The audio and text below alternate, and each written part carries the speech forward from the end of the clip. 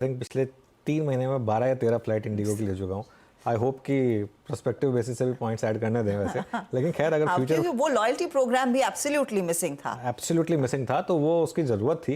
अब सिर्फ विस्तारा का है यहाँ पर। अब प्रॉब्लम क्या है कि विस्तारा की बहुत ज़्यादा फ्लाइटें हैं नहीं, और अब वो वैसे भी एयर इंडिया के साथ उनकी वो मर्ज हो रहा है तो थोड़ा सा दिक्कत हो जाएगी। तो इंटरग्लोब दो चीज़ें, एक तो बिजनेस क्लास लॉन्च और एक loyalty program launch. I think ये एक अच्छी खबर है इंडिगो के लिए। कंपनी के फाउंडर राहुल भाटिया से बात की हमारे करस्पॉन्डेंट रोहन सिंह ने, एक बार उसको सुनते हैं। नहीं, जैसे मैंने पहले भी कहा कि हिंदुस्तान में आज बिजनेस क्लास सिर्फ एक एयरलाइन ग्रुप ऑफर करती है, और ये मैं समझता हूँ कि हमारी जिम्मेवारी है कि जो हमारा हिंदुस्तान में ट्रैवलर है should have choice, and that is what this is gonna do.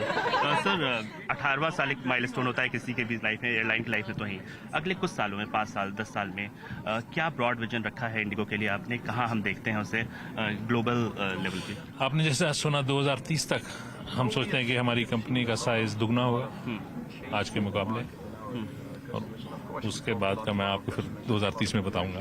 Sir एक लास्ट सवाल पूछना चाहूंगा कि आपने आज कहा कि I am here to stay, obviously stake sale को लेकर था, थोड़ा अगर इन्वेस्टर्स को बता सकेंगे कि क्योंकि बहुत सारे क्वेश्चंस हैं, नर्वसनेस भी थी, क्या कहना चाहेंगे?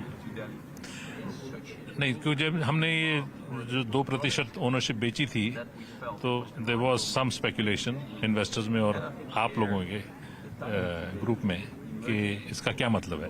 और उसका मतलब कोई खास नहीं है, उसमें सिर्फ ये है कि जो इंटरग्लोब नए बिजनेस शुरू कर रही है उसके लिए हमें फंडिंग चाहिए थी, और it's no more complicated than that. तो मैं ये सोचता था कि आज एक ऐसा मौका है जहां मैं समझता हूं कि ये मेरी जिम्मेवारी है हमारे एम्प्लॉयज़ के और